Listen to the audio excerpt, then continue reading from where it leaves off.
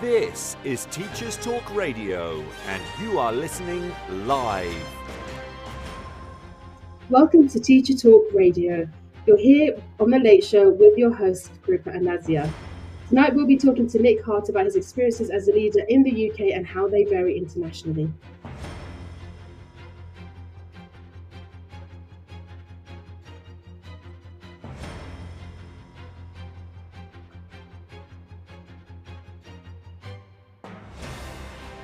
This is Teachers Talk Radio, and you are listening live. Tune in live at ttradio.org, or to join in the conversation, download the Podbean app and search Teachers Talk Radio. Follow the hashtag TTRadio. Tune in, talk it out with Teachers Talk Radio.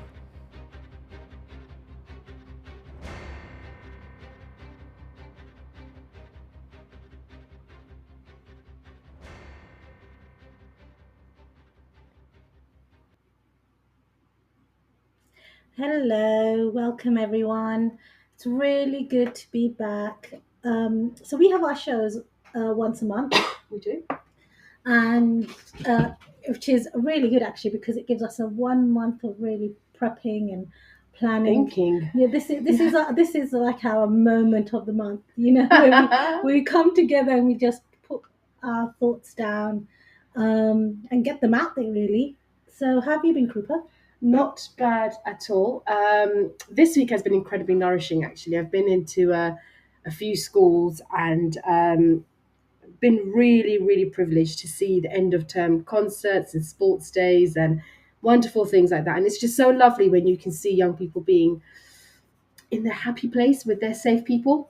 So I've seen things from staff bands right through to parents doing the egg and spoon race, and a head coming down and playing the electric guitar, which really was quite something. Brilliant, absolutely brilliant. So I would say it's been nourishing, and although I can see that everyone's incredibly ready for holidays if they've not already started, the end seems to feel fairly pleasant, and the young people are leaving very, very happy, the majority anyway. So how about you? How are you doing? Well, I've definitely got a reflection for today. Tell me more. Which is always make sure you've got enough ice creams and drinks on a hot day like today. Yeah, you've got ice today, so you're doing all right. But yeah, but seriously, I've had a couple of reflections that have actually, one of them is really, really nourishing one, and I've actually made mention of this on social media as well. So when I write thank you letters for my child's teacher, I normally write down, thank you very much, you've been really kind and supportive to my child and whatnot. Very honest, I'm sure. Yeah. Yes. But the thing is that this week we have received some amazing letters and cards from parents, and they have just really made me realize that actually the work we do is far-reaching. It's beyond the classroom. It's impacting those families so positively. It's changing their lives. It literally is changing their lives. So I just kudos to all the leaders and teachers and educators out there, really, because we can't take it lightly. We are change makers, and we need to really appreciate that within the profession, between ourselves, and be grateful for it. I think it's really, really important. So I hope that leaders out there are showing gratitude and appreciation to their teams, in the same way our parents showed appreciation to us. It was absolutely amazing. And my second reflection was about professional support networks that I probably would not have got through this year if it wasn't for a support network outside of my work. So it's so important that as educators, we really look at making sure we've got different types of support networks, not just within school, because school can provide amazing support networks. There might be teachers that you get on with within your department or within your faculty. You may have really good relationship with the senior leaders. You may even have a coach or mentor within school. But I think it's also really wholesome and nourishing to have support networks outside of your school, outside of your organization, whether it's through friends, whether it's through the meeting people through different types of grassroots Oh, organizations. absolutely. And I think that can be extremely nourishing for the soul. And without my support networks outside of school, I think I'd be in a very different place. So thank you to my support networks. Yeah, those are my reflections of the. That was really warm. That's a lovely warm start. And you're quite right, is to take stock of all those people within your circle and also beyond that. But that actually leads us beautifully into our conversation with Nick Hart. But before then, we have to do our adverts, which is always very interesting, and then we'll go straight into listening to Nick. Hi teachers, we're Apps for Good, and we give schools like yours free introductory computing courses. Our courses are for everyone, including those who aren't computing teachers, and they're fully equipped with resources mapped to the UK computing curriculum. Independent learning is central to our courses. Your students will develop essential and digital skills by working in teams to create prototype apps for good. We'll even connect you with industry volunteers to give real-world feedback. Let's empower every young person you teach to shape their future with technology.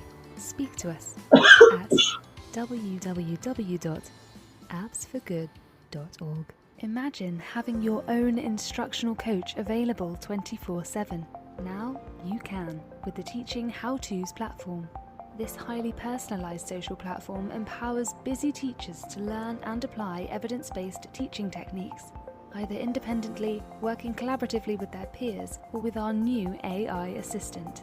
The platform features over 160 visual guides to teaching techniques, designed to help you quickly and easily implement high-impact practices that boost student engagement and improve learning outcomes. Join over 200 institutions worldwide that are elevating their teaching practices with the How-To app. No gurus, just practical support anytime you need it. Interested in finding out more? Visit teachinghowtos.com and register for our next webinar. Are you looking for best practices and innovative strategies to foster confident, lifelong readers? Watch sessions by thought leaders in education, literacy experts, and EdTech specialists from the International Reading Conference for free. The lineup included renowned speakers such as TV personality and education expert Basit Siddiqui and beloved children's author Michael Rosen. The three-day conference explored a range of topics at the forefront of the current educational landscape, with sessions relevant for all educators and key stages. Sign up to receive the recordings for free by visiting the Reading Solutions UK website at readingsolutionsuk.co.uk. This show is brought to you in partnership with John Catt Educational, publishers of professional development books and resources that support great teaching and learning in schools around the world. Don't miss out. Level up your professional development today and visit johncattbookshop.com to explore the full range of titles. Use the code JCTTR2425 for 20% off your order. Happy reading.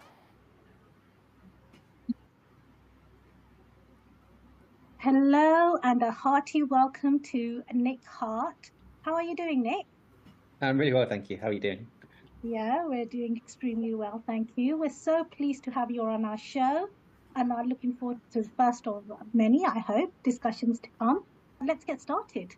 So the first question for you is the usual one, which is how you started your journey as an educational practitioner. Okay, yeah. Lots of people, I think, have quite interesting and wholesome stories about wanting to be a teacher from an early age and things like that. But mine, I have to confess, is not quite like that. I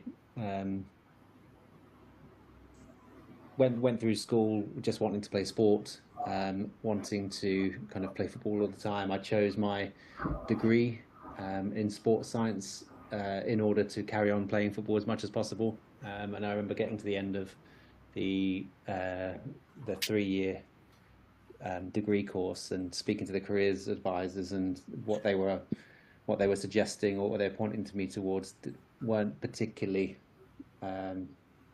interesting. And I remember at the time thinking, okay, what else can I do? I like sport, I like coaching, and then the idea of teaching came up, and I thought, okay, that means I can play football in the evenings, and I can play football the weekends, and not have to work evenings and weekends like in some other jobs. But nobody corrected me on that. Nobody corrected me saying, no, teaching is far more than the hours that children are at school. And so I went into teaching.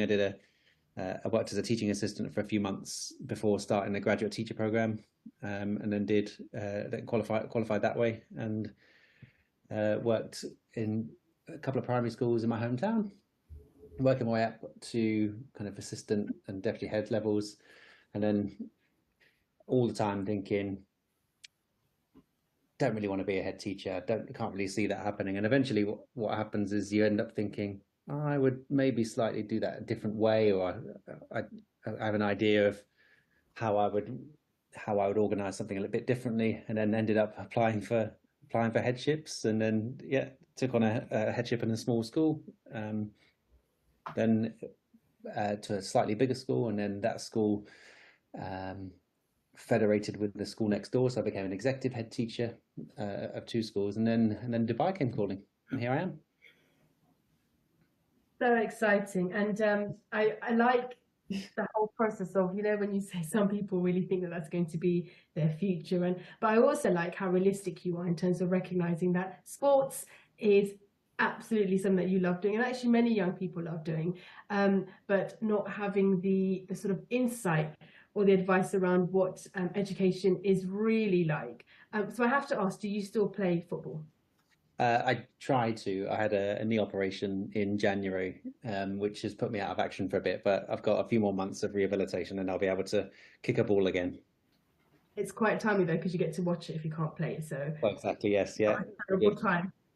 So you're now at the point where you've done executive leadership, and now you say Dubai is calling you. So you have now set up there. So I know that there are many listeners that are really contemplating taking the expertise and thinking about moving out of the country and thinking about what that looks like and feels like. So what was that process like from application right through to moving over? Yes, it's not easy. I think one of the things that is probably most important is how far in advance you're thinking and planning, because a lot of recruitment certainly where I am is done very early on. So the ideal recruitment window is kind of October, November, December time, because in where we are, there's a bit of a cycle to the year where we figure out kind of teachers and leaders' intentions for the next year so that we can plan ahead. And so there's a whole process that goes on around the end of the autumn term about, are you staying next year? What are you doing? And schools really want to try and get ahead of recruitment. And so if you're thinking of applying for roles, you really have to be thinking 8, 9, even 12 months in advance about looking and getting to understand kind of the landscape a little bit. And so it's quite a long time in advance of researching schools, looking at the kind of school groups, seeing kind of what they stood for, which ones stood out and aligned with my own kind of ideas on how school should run.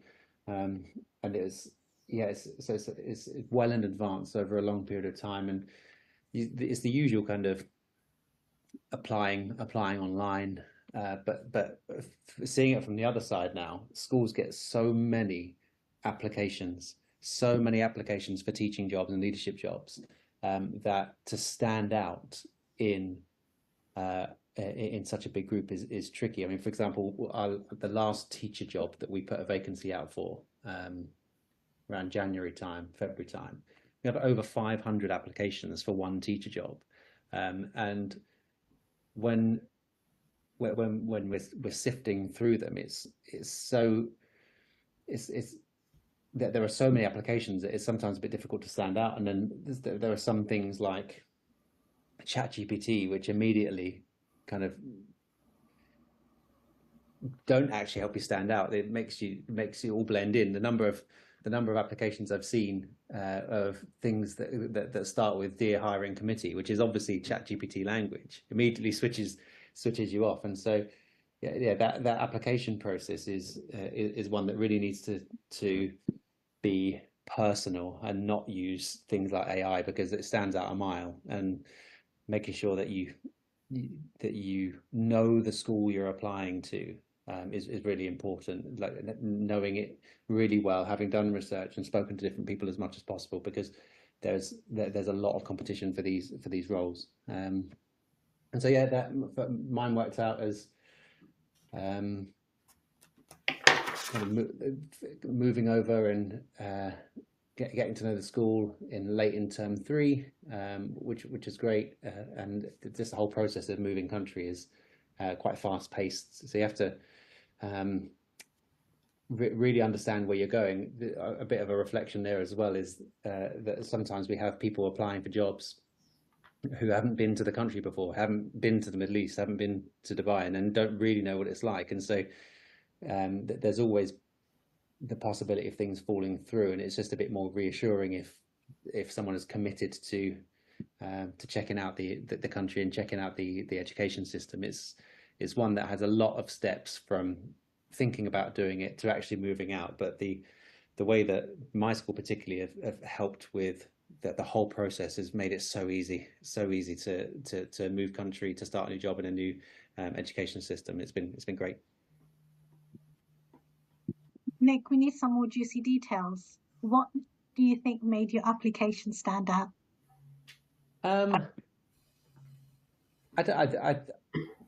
I don't think it's the application, to be honest. I think any application is just a foot in the door. I think the most useful part, on reflection about why I ended up getting the job I got, I think was the conversations, like who I'd had conversations with previously, rather than just a CV on paper. So what I'd done the year before by absolute chance was to reach out to a couple of people in Dubai while I was there on holiday. I arranged to visit a couple of schools, and so I just to see what schools in Dubai were like. So I did visit and made some connections, and I remember visiting my school now, Horizon, must have been 2 years ago now, and walking away thinking I'd love to work in this school. And then actually that's the job that came up, which was incredible luck on my part. So I wouldn't say it's the application that makes you stand out. I think it's the connections that you make, the people that you meet, the people that you go out of your way to try and meet and to network with, so that you can take advantage of opportunities when they arise. You've moved across over to Dubai now. How have you navigated those cultural differences? And I want you to look at this from the comparison lens of UK and Dubai. Obviously, there's the obvious ones, but Yes. that's other.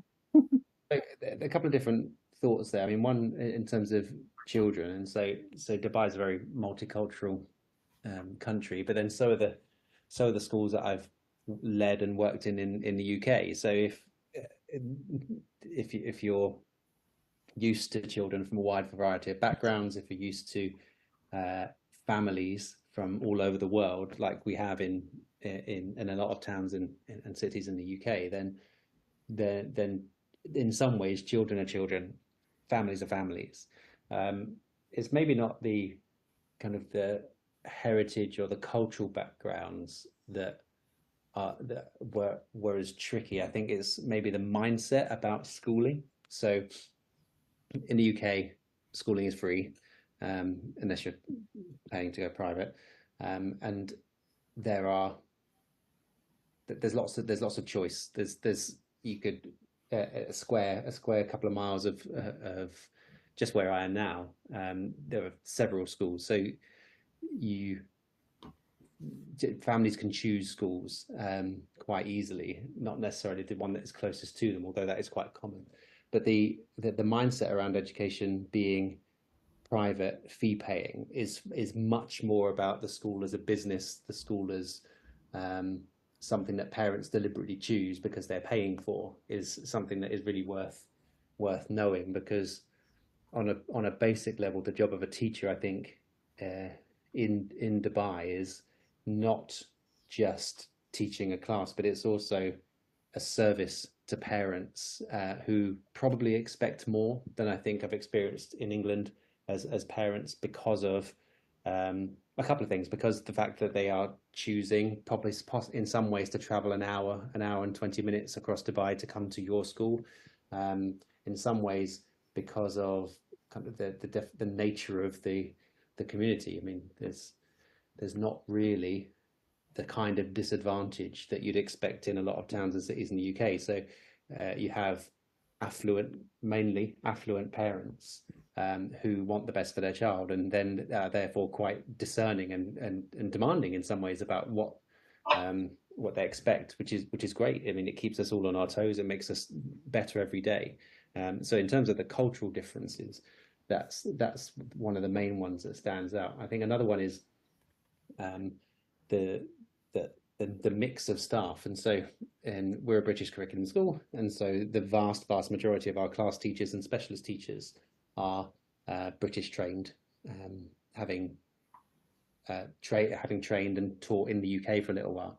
But then there's the teaching of Arabic and Islamic education, which typically is teachers from the Middle East in various different countries. And so the cultural difference around education for teachers is quite different as well, because you've got a whole departments of teachers who have trained in a different way, who have not got the same shared references as some of the Western British teachers have. And so understanding education from their point of view and their history is also a bit of an eye-opener in terms of how you get those groups of teachers to collaborate and to gel and to have some shared experiences and shared histories that they can continue working really well together.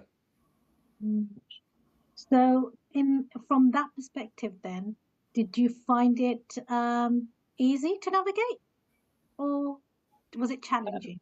It's always challenging because you're meeting new people, and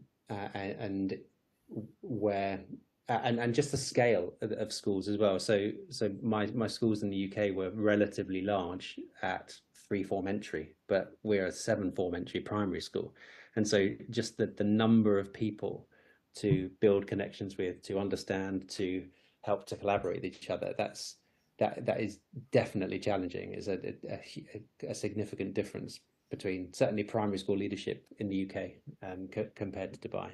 But part of it is, part of what I found is useful is listening to people's experience. It would be, I've said this a lot to the team when I arrived, it would be incredibly arrogant of me to think that I can come into the school and diagnose something and make the school better that you haven't all seen and talked about already. So a lot of what my first year has been about is listening, understanding, building relationships in order to kind of overcome those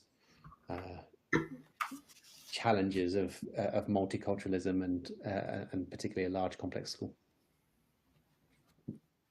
Thinking about that cohesion is what I'm sensing, is that you're trying to learn the landscape and respectfully build this cohesive environment where the ecosystem is almost enabling the quality of education to keep thriving and not losing that, because it's, people are paying for it and there's a standard, and like you said, people are traveling really far.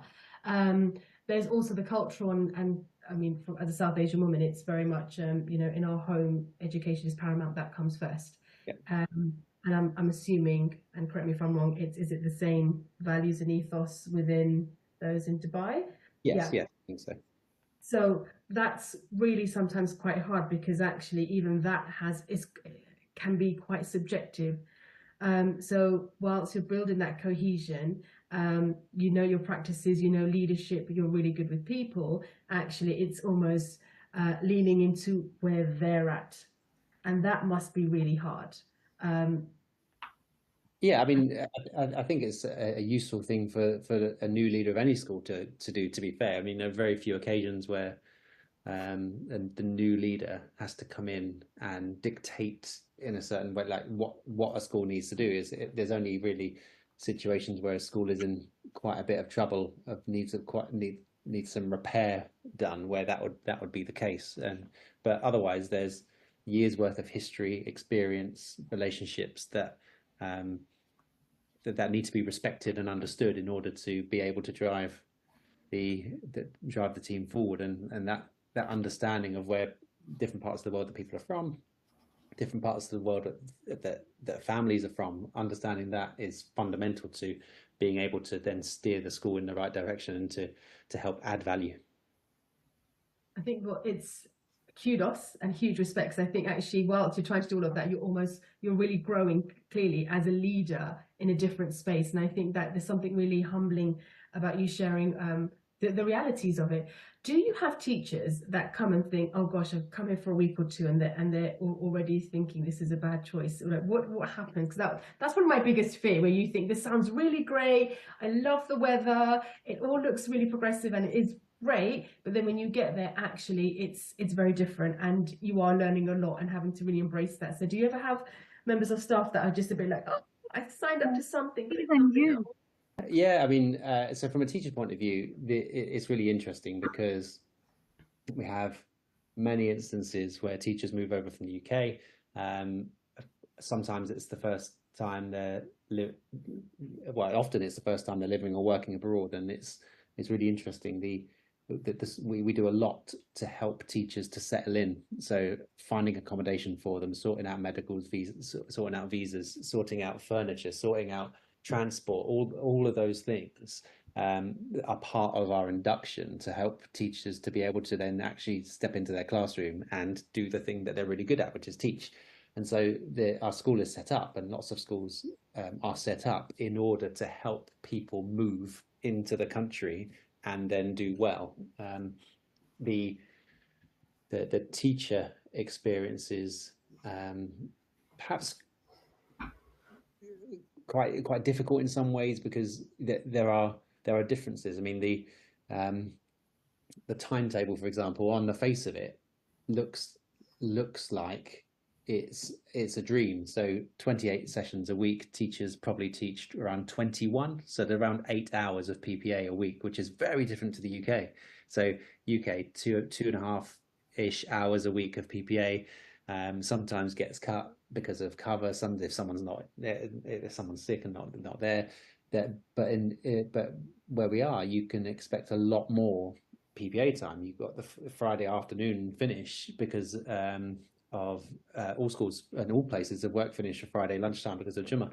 And so the spare time can feel like quite a lot, but therefore the expectation of what you do with it also rises. So the expectation of contact with parents and the going above and beyond as a service it balances out. So although teachers experience this huge increase in non-contact time, you've got things that you probably weren't doing as much of before, to do with really getting to know families and really helping them to settle in and understanding their child and communicating really clearly with them, so that their needs are met to a certain extent. So it's from a teaching point of view, it's a bit of a swings and roundabouts. There's lots of nice benefits of the climate, the contact time, the collaboration. The teams are huge, 6, 7, 8 teachers in a year group, all sharing and collaborating. But then there's also a bit of extra to get heads around, and the teachers that flourish understand that quickly, and the schools that do really well help teachers to understand that really quickly. Great. So The next question is more linked to the actual education system. So, how is it different from the UK and what you've covered in the primary? And that is because a lot of teachers may think that, okay, there's a British curriculum, we're going to be shifting to a school that covers the British curriculum, and I'm great at that because I've done it before. Is there anything that teachers need to be aware of? Yeah, so first around the curriculum, so we don't teach the entirety of the British national curriculum because there's not enough time. In a timetable, there's Arabic and Islamic education, which is several hours a week for most children, and so the choice of the British curriculum that gets taught and that doesn't get taught is an interesting one, and so teachers, certainly my school, will teach fewer subjects at the primary level because there'll be less time to cover the entirety of the national curriculum, but also there's more specialist teachers. So in our school, we're a primary school, but we still have specialist PE, art, music, and computing lessons taught by other teachers, which is one of the reasons why there's an increase in non-contact time. So getting our head around the national curriculum content for teachers is a little bit easier because there's less of it. But in terms of the education system being different, that's a one that needs understanding from the outset. And one of the reasons is the regulation. So the Middle East, Dubai particularly, is one of the most regulated education systems in the world, where up until the end of this year, every school is inspected every year, and that inspection is a full 4 days, a full week of lesson observations, of meetings, and that kind of thing. And so, because of the importance of inspections and how they're linked to, say, things like the gradings, the reports, and what parents think of that. It's also related to the fees, how much you can increase fees year on year. It's a really big part of school life, not so much like Ofsted is in the UK, where you might get an Ofsted inspection every 4 or 5 years. There's a real rhythm to kind of inspection and what that means for a school, and understanding the framework and making sure that the school is shown in its best light in those moments. There's one of the criteria for being good, very good, or outstanding in Dubai is the proportion of children who are attaining above age-related expectations, and so it's a bit skewed in terms of the UK. It's very different. Like the UK Ofsted inspection hasn't been about data for a little while now, but data is very important in Dubai. And so, as a teacher, you're and leaders support with this. You're thinking about the proportion of children in your class who are attaining above age-related expectations, because that really matters in terms of inspection. And so there's a heightened kind of sense and understanding of the whole inspection piece, which is a bit different to the UK. It's incredibly fascinating. I had no idea. And I almost want to ask you, are you sure that you signed up for the right thing? A year-on-year inspection. And I couldn't think of anything worse, Nick. I mean, there's a couple of things. The first is the inspection framework, although it's in Dubai, although it's about 8 or 9 years old, is actually quite nice in terms of what kind of how it is set out and what's expected. The regularity of it, I think, it makes it a bit easier. I remember in the last couple of years in the UK, being in an Ofsted window and then feeling like that for months and months on end, waiting for a phone call, where it has been for a number of years in Dubai quite regular. You can kind of predict the time of year that your inspection will come, and so that that I suppose the increased certainty makes it easier. Like in England, if you're a school leader, you could be going week to week for over a year thinking, is the phone call coming today? Is the phone call coming today? And then the pressure of that and of how that affects day-to-day running of the school and your improvement priorities and things like that. Whereas an annual inspection means that you're not waiting. You're not like there's no uncertainty around whether it's coming or not, because it's just coming. And I assume that because you've had the inspection the year before, you've got quite clear direction. So you know what you're working towards. It's almost like that consistent developmental conversation. So you know what your targets are, you know what that should look like and feel like, and how you can sort of show, three terms worth of growth or development. So I'm guessing in a way, is it tighter in terms of that journey, or not really? Still the whole, I know it's 4 days long each time, but it can be, but one of the things that was surprising for me was the amount of time that you actually get in order to act on any inspection feedback. So, for example, we were inspected in the second week of November this year. On the last day, we had feedback from the inspectors, and obviously we made notes about the areas of development, that kind of thing.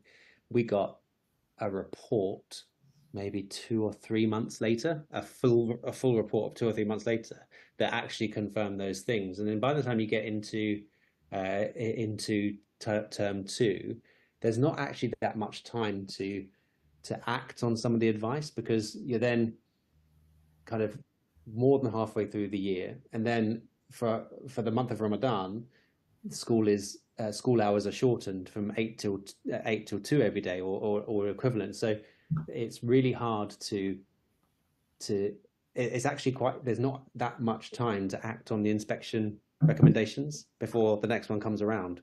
And so it does, while there are benefits of regularity and certainty, it can, and it has done, skew everyone's thinking to very short-term, quick wins rather than long-term development, because of the need to do well. So interesting. I think your background in terms of leadership and that long-term sustainable thinking, no doubt your sprints towards that is probably working towards that without you probably even making that really explicit at this point in time. Nick, we're about to go into a break now, and it's a shame because I just want to carry on talking, and it's all just really, really exciting. So we will be back in a few moments, and we'll continue our conversation. Hi, teachers. We're Apps for Good, and we give schools like yours free introductory computing courses. Our courses are for everyone, including those who aren't computing teachers, and they're fully equipped with resources mapped to the UK computing curriculum. Independent learning is central to our courses. Your students will develop essential and digital skills by working in teams to create prototype apps for good. We'll even connect you with industry volunteers to give real-world feedback. Let's empower every young person you teach to shape their future with technology. Speak to us at www.appsforgood.org. Imagine having your own instructional coach available 24/7. Now you can with the Teaching How-Tos platform. This highly personalised social platform empowers busy teachers to learn and apply evidence-based teaching techniques, either independently, working collaboratively with their peers, or with our new AI assistant. The platform features over 160 visual guides to teaching techniques, designed to help you quickly and easily implement high-impact practices that boost student engagement and improve learning outcomes. Join over 200 institutions worldwide that are elevating their teaching practices with the How-To app. No gurus, just practical support anytime you need it. Interested in finding out more? Visit teachinghowtos.com and register for our next webinar. Are you looking for best practices and innovative strategies to foster confident, lifelong readers? Watch sessions by thought leaders in education, literacy experts, and EdTech specialists from the International Reading Conference for free. The lineup included renowned speakers such as TV personality and education expert Basit Siddiqui, and beloved children's author Michael Rosen. The three-day conference explored a range of topics at the forefront of the current educational landscape, with sessions relevant for all educators and key stages. Sign up to receive the recordings for free by visiting the Reading Solutions UK website at readingsolutionsuk.co.uk. This show is brought to you in partnership with John Catt Educational, publishers of professional development books and resources that support great teaching and learning in schools around the world. Don't miss out. Level up your professional development today and visit johncattbookshop.com to explore the full range of titles. Use the code JCTTR2425 for 20% off your order. Happy reading. This is Teachers Talk Radio, and this is Teachers Talk Radio News. This week on Teachers Talk Radio News, the King's speech at the state opening of Parliament outlined Labour's legislative programme for the year ahead, with 32 bills, including an ambitious education bill, the provisions of which will come into effect in late 2025. These include extending the national curriculum to all schools, including free schools and trusts, a statutory requirement for a curriculum review, qualified teacher status for all teachers. Currently there are 17,000 teachers who are unqualified and working in schools, multi-academy trusts to be inspected by Ofsted, a register of all children not in school, breakfast clubs will become a legal requirement, and the cost of branded uniforms to be capped. Also this week in the news, many students, parents and teachers will be delighted to hear the news that the UCAS personal statement is to be abolished. Joe Saxon, Chief Executive of UCAS, announced that the end of the personal statement was to open doors of opportunity and encourage applicants from disadvantaged backgrounds. Professor Lee Elliott Major, the Professor of Social Mobility, described this as a significant step to make admissions a little bit fairer. However, a number of critics pointed out that the UCAS personal statement is to be replaced by 3 questions, which almost exactly replicate the structure and content of the current UCAS personal statement. This week, All Saints Academy in Dunstable had lost its appeal to the High Court in its judicial review of its Ofsted inspection. 2 inspections, relatively close together in time, came to very different conclusions about the school. This led to them questioning the methodology and appealing for the criteria to be revealed. Mr. Justice Kavanagh, in his judgment against the school, indicated that all such judgments must contain a degree of subjectivity, and that the High Court was not the proper place to settle matters of public policy. These should be left to politicians. Some legal analysts, while agreeing overall with the role of the courts, have pointed out that, of course, this judgment itself contains a high degree of subjectivity. Labour's new Education Secretary, Bridget Phillipson, has announced that term-time holiday fines for absence from school are to continue. They are here to stay. She stated that parents should honour their responsibilities and recognise the importance of attendance in schools, and that it was necessary to have some deterrent and consequences. Parents groups have pointed out the cost savings of taking children on holiday in term time far outweigh the current fines, and that largely this remains a tax on poor families. In the school year 2022 to 23, permanent exclusions reached a record high, up 44% on the year before to 9,376. School suspensions were also up 36%. Beth Prescott, education lead at the Centre for Social Justice, said, "These are truly shocking figures, with both school exclusions and suspensions at new record highs, combined with a crisis in school absence with the so-called ghost children at near record levels. 1 in 5 kids persistently absent. There's a pressing and immediate emergency unfolding across our schools." This has been your Teachers Talk Radio News with John Gibbs. Thank you for listening.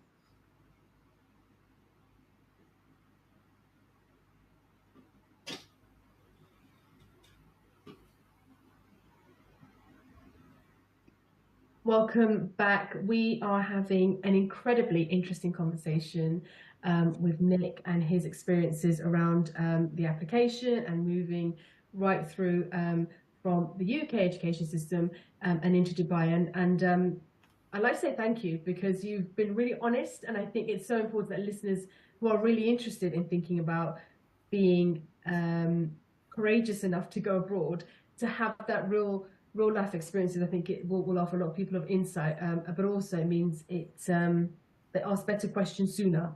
So it just helps a lot of people on both ends in terms of when they come over that they're really sure, but also if they are leaving here, why they're leaving, and thinking about that process that bit more further. So our next question is, one school is different to the next, and we started talking about this somewhat already, but is there anything that you found in particularly challenging or particularly easier perhaps during this transition for yourself? Yeah, I think my overall reflection on that is that the school in Dubai is incredibly more complex than the schools I've led in the UK. Even my most recent leadership position in the UK of leading 2 schools that are federated, that was incredibly challenging to try and align 2 different schools with one set of values and one strategic direction. But that those 2 schools put together in terms of numbers is less than half of the size of my new school, and so there is complexity in greater numbers, but it's not necessarily just that. It's the size of teams as well. So in the UK, my leadership positions, I would often have the support of a deputy head teacher, maybe an assistant head teacher, and a business manager in terms of the leadership of the school. Whereas my leadership team in Dubai is 7 of us, 7 on SLT, plus huge teams in admissions and administration and communication and marketing and finance and even having a school doctor. So there's more departments and more people that are there to ensure the smooth running of the school.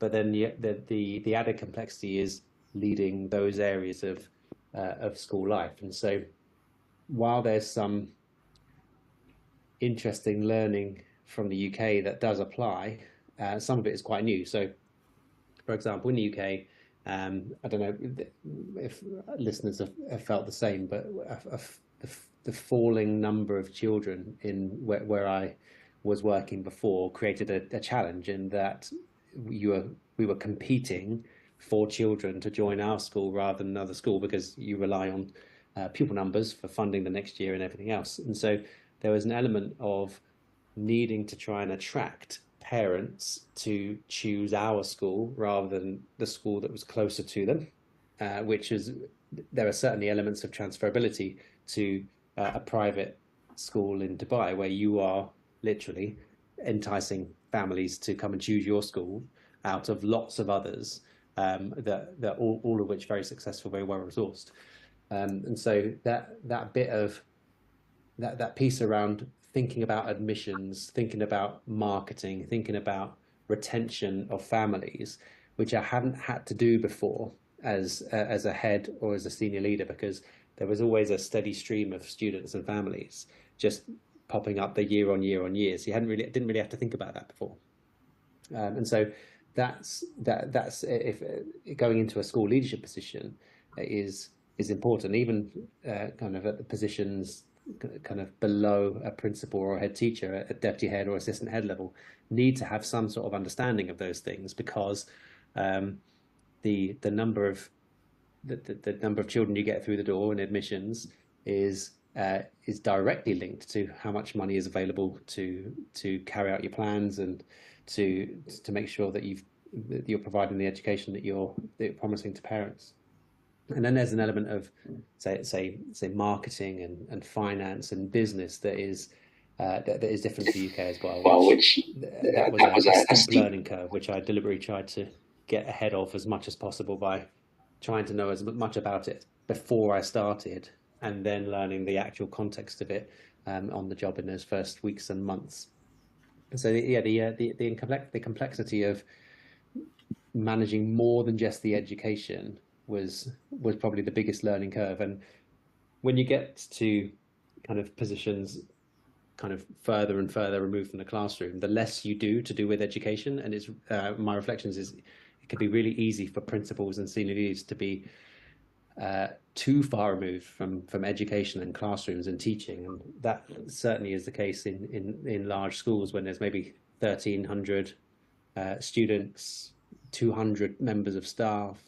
I mean, there's some schools bigger than ours where there could be maybe 2,000-3,000 students on site. So the challenge of still being able to influence the educational side of things, but also recognizing there are operational and business accountabilities and responsibilities has been one of the biggest learning curves for me, I think, in that time. I mean, to be honest, it doesn't sound too familiar from the independent school structure within the UK. I mean, I'm from the independent sector, and I feel like there's a lot of discussions around business development, business sustainability, numbers, plans, funding, avenues, things like that. So, yeah, really interesting. So, moving on to the next question. Do you have any top tips for our listeners who want to go either teach abroad and in particular lead abroad?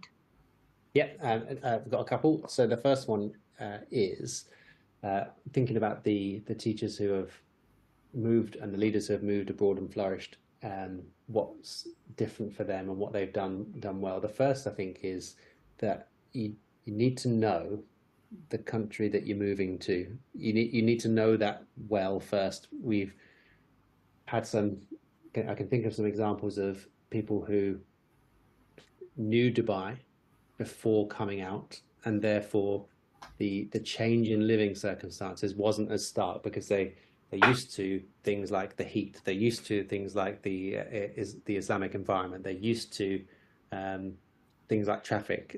So none of that is new. So if you are thinking of teaching or leading abroad, I think you have to have been to that place and have some sort of understanding of it in the first instance, rather than dropping a pin on a map and thinking, okay, that looks good, I'm going to go and can uproot and go and work in that part of the world without having visited. And I suppose related to that is the connection that you can make. And so thinking about teaching abroad, particularly leading abroad, what I've found personally is that knowing people in schools already or working for schools groups already can greatly increase chances of your application being noticed or progressing through to an interview stage, rather than cold applications where the first time someone comes across who you are is an application on tests or a CV. And so making connections beforehand, visiting the country, trying to visit some schools, connecting with people on social media, those I think are the ways of making sure that you give yourself a better chance of getting through what is very competitive recruitment process. A lot of our recruitment is done through word of mouth.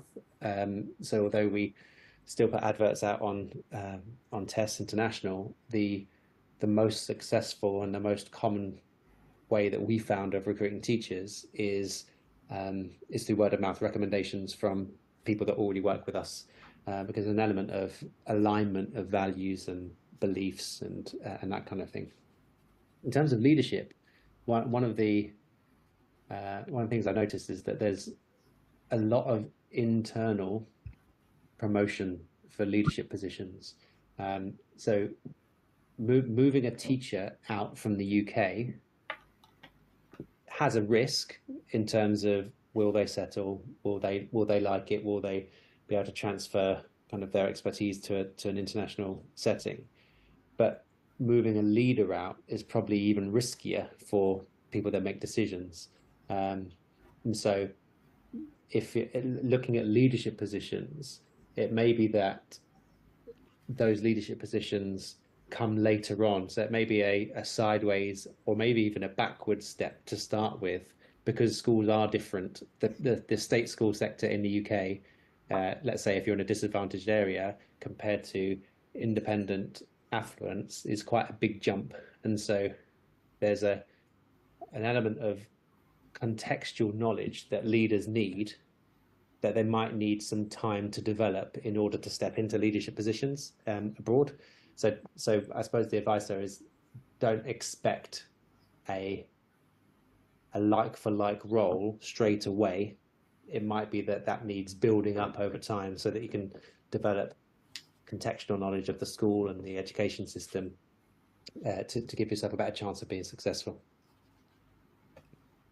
So for those that are potentially thinking about that route, would it be wise, or is this common practice for them to come and volunteer or to sort of shadow or anything like that, or is that not the maybe not volunteer or shadow, but certainly connect. So connect through social media, out on LinkedIn, try and visit. If you're really serious about moving to another part of the world, you're going to go first. You're going to go and make sure but plan that in advance. Go and visit some schools, see what it's like, and just meet people, connect, get a flavour for how schools are, and ask lots of these questions from the outset. And I think my personal approach there was to do that, to learn, but also to treat that as the first part of an interview, because you never know who you meet. You never know what opportunities might come up, and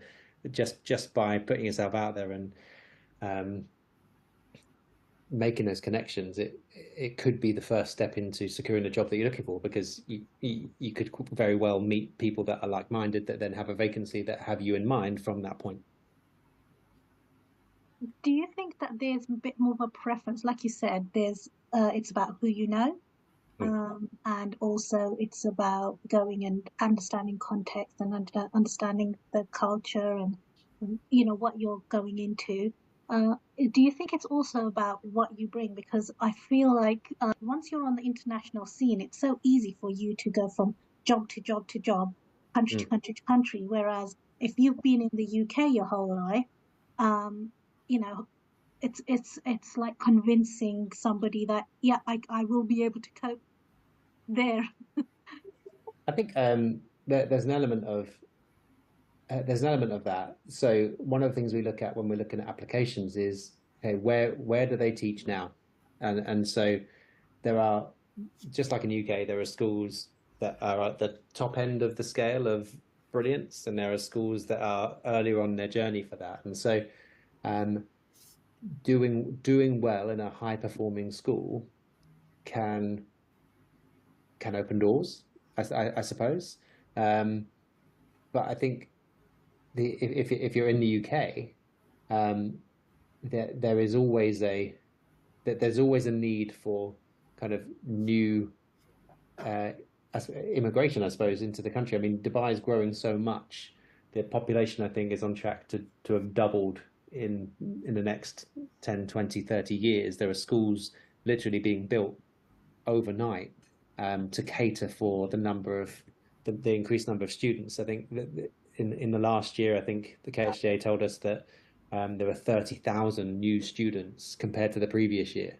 So just in terms of that growth, catering for that many students, the number of UK trained teachers needed to kind of fill positions in British curriculum schools is huge. So there's always going to be a need for British trained teachers moving out from the UK to Dubai, and as Dubai continues to grow, even more so.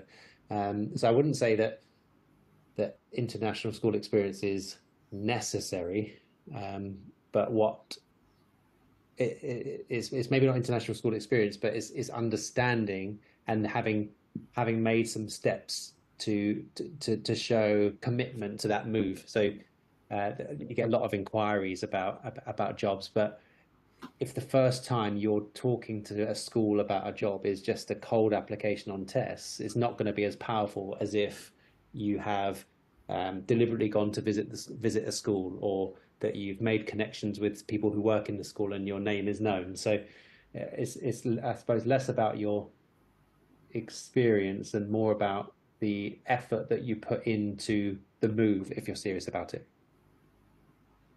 Can I ask about, so you got the growing sort of need for young people. Is that in terms of, I'm just thinking about special needs and those with SEMH and things like that. So we know that's a real area of development within the UK. Is that similar in Dubai, or is that very different? What's the landscape for those sort of learners?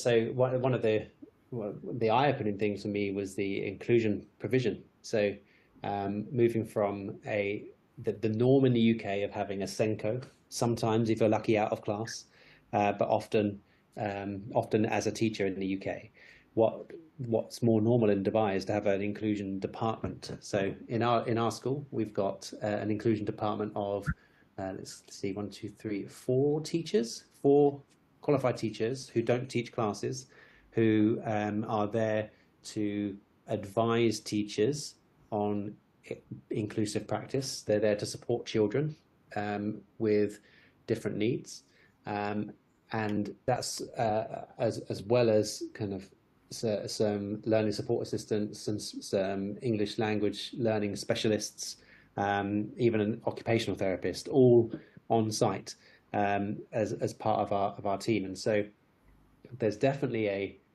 there's far better resource for children with additional and special educational needs, but there's also a much greater emphasis on regulation of how well you do. So your inclusion gets a separate grade in an inspection, as does well-being. Student well-being gets a separate grade in an inspection, which shows Dubai's commitment to making improvements in those areas, but also the resource that is possible in independent schools is incredible compared to the UK. So I mean that's a really interesting job that a lot of teachers end up really interested in, which is non-class based inclusion specialist to support a year group or 2 year groups in the differentiation of their planning, their offer, which is a great help for class teachers, but it's also a brilliant job for supporting children. It's one that is very much coveted by lots of teachers. Right, just on that, you've sold it. When should I start applying? What's the process again? But that's beautiful to hear, and I think actually because we know that we're becoming so much more aware of differences with learners, their needs, and actually trying to really engage them over a long period of time, so becoming lifelong learners, to have that dedicated support, and that starting fairly early. And I think the accountability around it really does support that process. So that's just music to my ears. I think that is so exciting, so exciting. Nazya, last but not least, would you like to do the grand finale? Yeah, sure. What's next for you, Nick? What's next? I want to make sure that I establish myself in Dubai, in the Middle East. I'm still new in post, so my intentions are to make sure that I'm doing a great job day in, day out in what is a brilliant school. So more getting to know school and pushing it in a direction that I and the leadership team think that we can make some improvements in, but also to continue contributing to the wider system. We're part of a group of schools that is a worldwide group of around 100 schools across the world, growing in the Middle East, and so there's opportunities for more collaboration across schools, more influence across thousands of students and hundreds and even thousands of staff. I think my priority is, I've only done a year. I've still got a lot to learn, and more that I want to achieve with the school. So I'm very happy at the moment. There's nothing new on the horizon as yet. Is there a key focus for you in terms of leadership and what you're focusing on in terms of your growth on that journey? Yeah, I mean, I've got one more year of my MBA in International Educational Leadership to complete, which I'm looking forward to starting again next year. I took a break this year because I was moving schools, moving countries. And so I'm really looking forward to picking that back up again in September with UCL. That, by the way, has been the most useful bit of professional development that I've ever done. I should have done it years ago, is the MBA in educational leadership. So I've got one more module and a dissertation to do in the next year. So for me, that's my leadership development is connecting with great minds who teach on the UCL course, and to keep pushing kind of my own understanding of what good leadership is, and then trying to apply that day by day at school. Incredible. That sounds so interesting, and it's nice that you're being able to have the exposure of your own growth and the theory that comes with it, and then trying to find ways to weave that in a way that feels like the right pace, but being very mindful of having people along the journey with you. And that's quite hard when you're setting up new, because sometimes you might feel like you have to jump in and do all of these sprints, and actually sometimes slow and steady and does win the race. So we wish you the very best. Thank you. You know, so privileged to have had you here.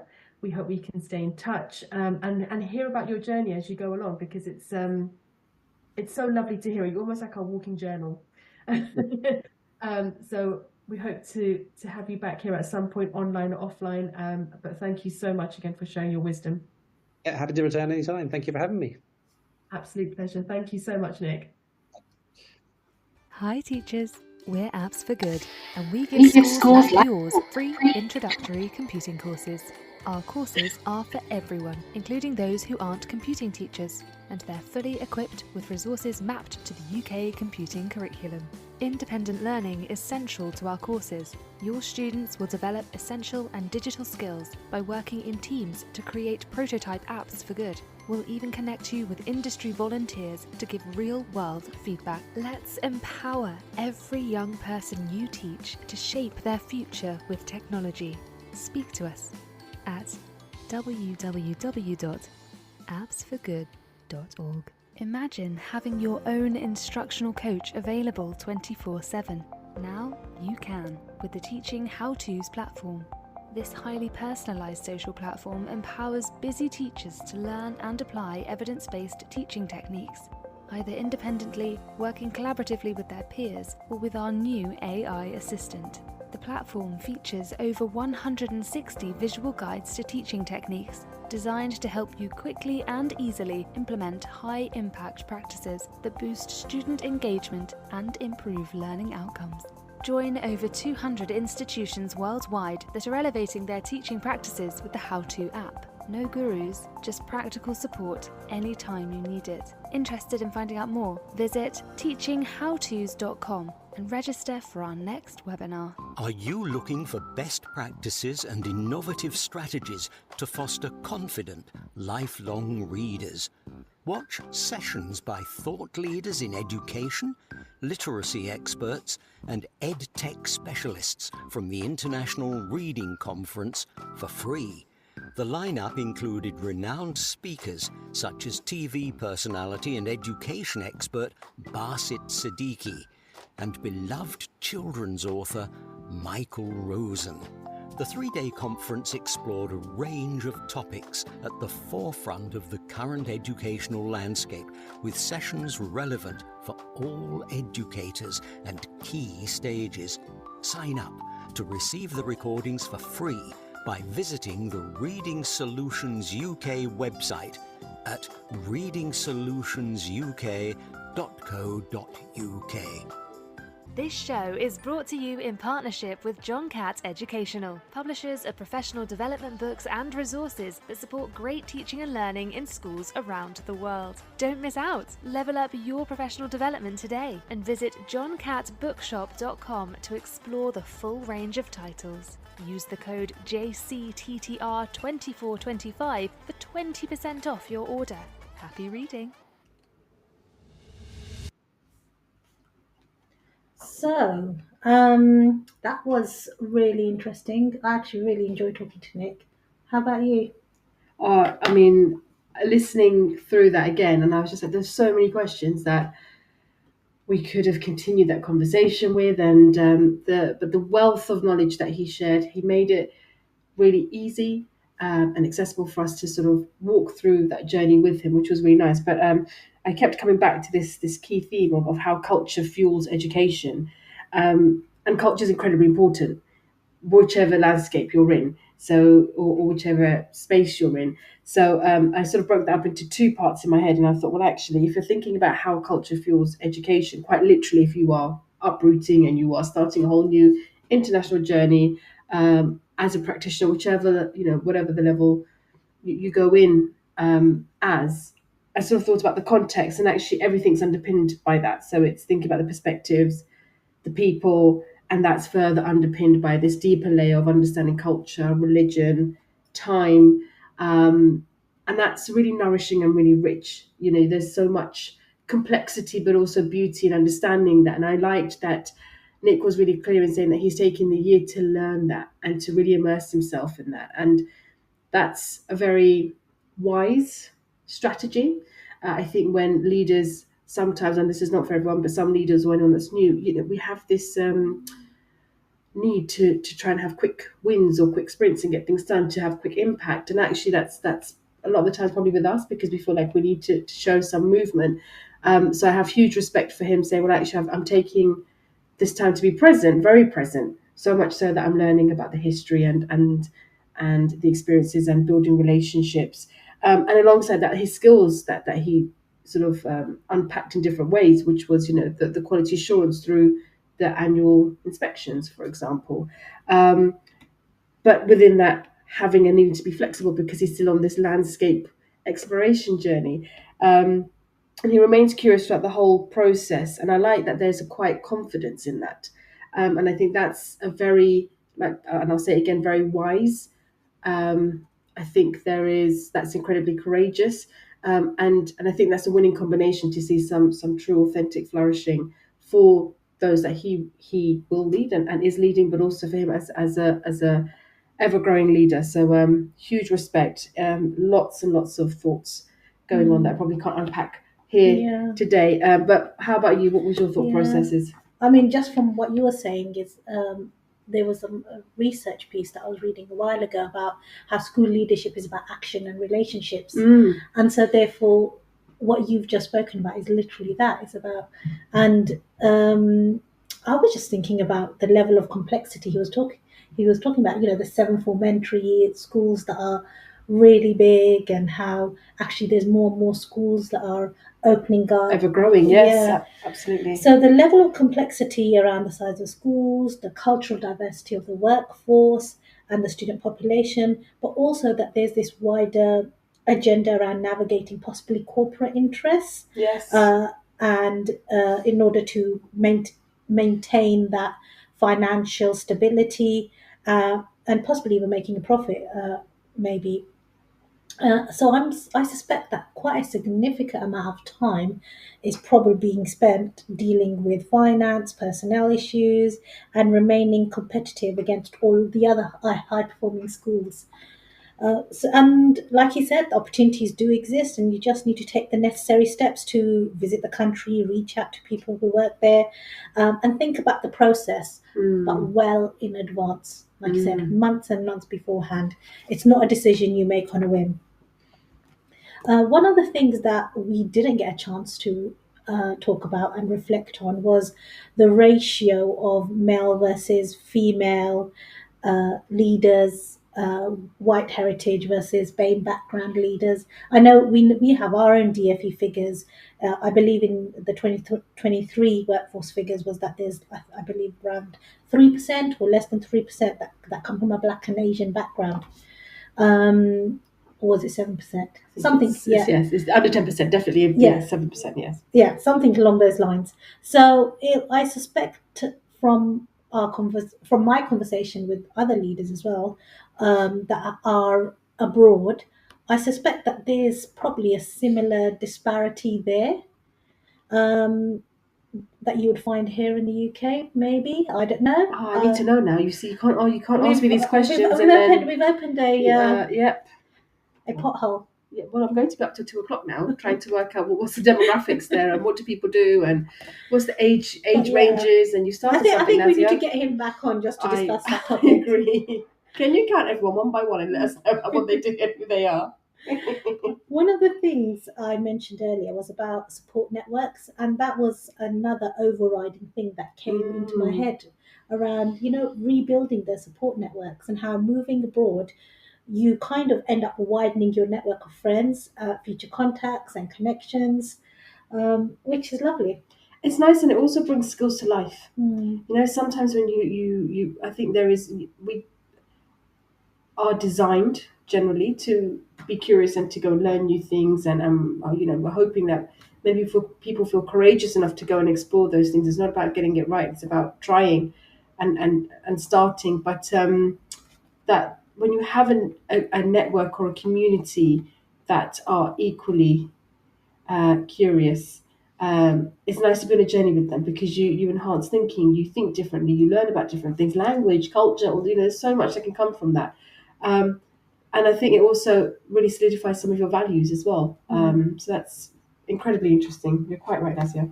So, friends, we hope you enjoyed today's show. We hope you enjoyed today's show.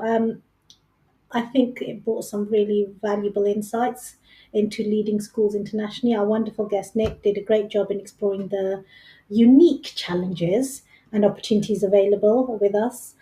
We'll be back with some more thought-provoking topics next month. See you in a month, I think. Hope you all get a chance to recalibrate over the summer. Absolutely. Thank you for tuning in. Take care.